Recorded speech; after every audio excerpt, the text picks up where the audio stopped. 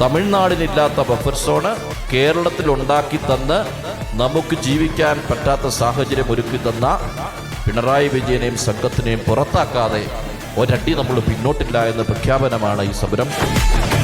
കേരളത്തിന്റെ നിയമസഭയിൽ ഇടുക്കിയുടെ പ്രശ്നങ്ങൾ 1, 2, 3, 4 എന്ന് പറഞ്ഞ് അക്കമിട്ടു നിരത്തി ഈ ഗവൺമെന്റിനെതിരെ കുറ്റപത്രം സമർപ്പിച്ച പ്രതിപക്ഷ നേതാവ് ശ്രീ വി ഡി സതീശൻ നാളെയുടെ പ്രതീക്ഷയാണ്, ഇടുക്കിയുടെ പ്രതീക്ഷയാണ്.